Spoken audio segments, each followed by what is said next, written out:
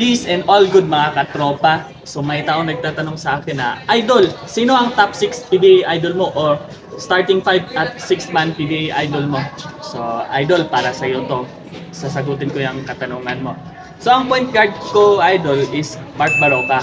So siya yung idol kong point guard sa Magnolia Hotshots dahil very humble siya, tapos simple lang maglaro, like timing lang siya, tapos napaka high IQ niya sa dribbling at saka playmaking.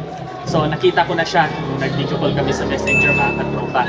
So yun, taga-Sumbongan yun yan, Zamboanga City. Then naiupa siya dito sa Evil Zamboanga Sibugay sa kanya mga auntie at uncle niya. So shooting guard mga katropa, walang iba kundi ang PBA idol ko. At siya ang naging the GOAT ko at face of the PBA, James Yap. So yun, simple din maglaro. Tapos very humble, and then on and off the court mga katropa. So nakita ko na siya noong March 18, 2023, and then nakapa-picture pa kami. Charot. Tapos magaling siya mag-advise, and then ayun, ano yun, napaka-motivate niya talaga, napaka-inspire. So member din ako ng Youngsters Club 18. So meron din akong story sa my Youngsters Club 18 stories. So, ilalagay ko lang yan sa link. So small forward ko mga katropa, walang iba kundi yung kalok-alay ko daw, sabi pa ng classmate ko, si JD Mocon. So napakagaling niya maglaro, simple lang. Tapos katulad din kay Kuya James na very humble. And then nung naglalaro pa siya sa Phoenix Super LPG mga katropa, so nakapa-picture kami, and then ayun, na ano talaga ako sa kanya, na shock talaga ako, na akala ko panaginip lang. So ayun, goods talaga, pero munti ka na akong nakasal, nag-audition sa sa Kalok-alike mga katropa.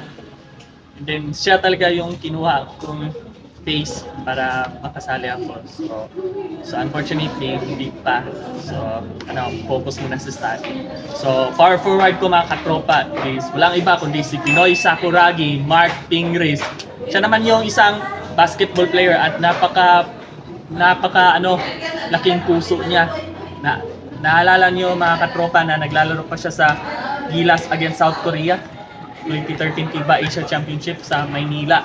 So siya naman yung nagbubuhat sa team na bagsak nila yung Korea, o na putol yung sumpa sa South Korea. So napaka-emosyon talaga. Na yun, 13 years ago. So center ko walang iba kundi si The Kraken, The GOAT at Abay Provinciano, Junmar Fajardo. Grabe, 9-time MVP na yan. So hindi mo na mabilang yung yung award niya, 9-time MVP, tapos 12-time PBA champion. Dapat siya talagang tawaging the GOAT rather than James Yap, pero saludo talaga ako kay Abay. So ang 6-man ko mga katropa is walang iba kundi ang Spider-Man, si Arwin Santos.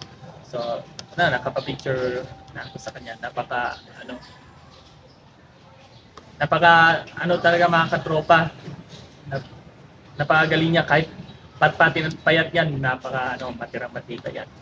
So yun lang mga idol, na sagot ko na yung katanungan ko about sa idol ko, top 6. So yun lang mga katropa.